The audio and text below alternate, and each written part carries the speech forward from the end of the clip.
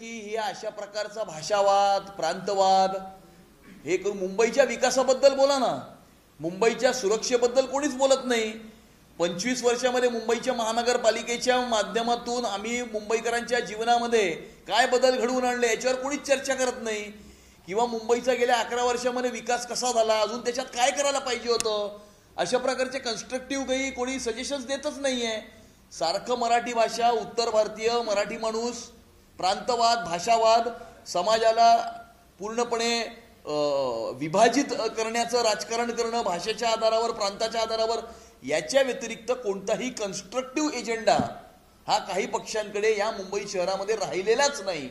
आणि म्हणून वारंवार रोज अशाच प्रकारचे मुद्दे काढतात आणि लोकांची दिशाभूल करण्याचा प्रयत्न करतात. परंतु असं आहे की मुंबईकर सकाळी 7 वाजता घरातनं निघतो, रात्री 11 वाजता घरी जातो.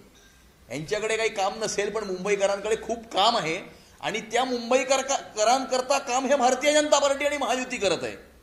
त्यामुळे आमचं नातं हे मुंबईकरांशी आहे. आम्ही मुंबईकरांकरता काय केलं आहे हे मुंबईकरांना चांगलं माहिती आहे. आता 30 तारखेला मेट्रो साऊथ मुंबई टू 6 हा जो म्हणजे मुंबई शहरातला सगळ्यात जास्त कंजेशन दक्षिण मुंबईकडे जाणारा जो रस्ता आहे, वेस्टर्न एक्सप्रेस हायवे आहे, त्या पूर्ण कॉरिडॉरला डिकंजेस्ट करणारी ही मेट्रो, याचं उद्घाटन पंतप्रधान नरेंद्र मोदी करतायत.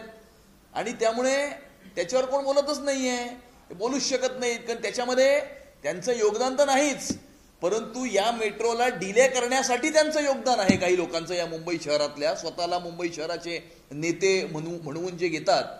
आणि त्यामुळे कन्स्ट्रक्टिव्ह विकासाच्या मुद्द्यावरती चर्चा व्हावी अशी आमची अपेक्षा आहे.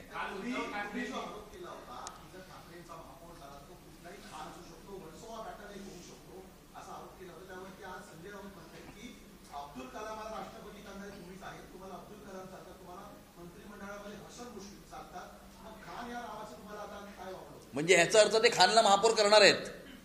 याचा अर्थ म्हणजे आज सकाळी महाराष्ट्राच्या राजकारणातले विदूषक जे बोलले याच्यातनं अजून जास्त क्लॅरिटी येते की त्यांचा एक छुपा एजेंडा आहे.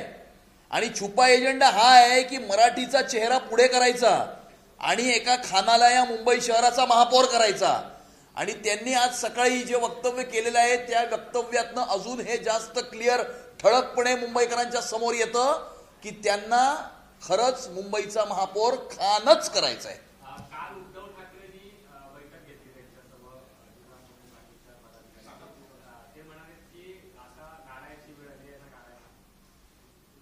आता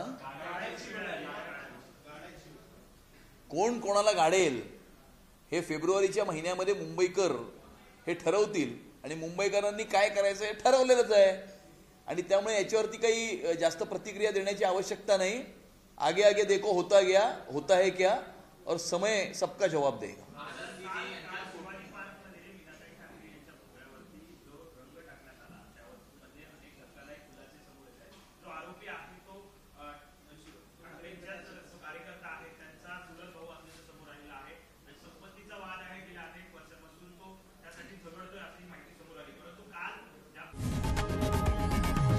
लोकशाही मराठी ऐका, पहा, जागरूक रहा.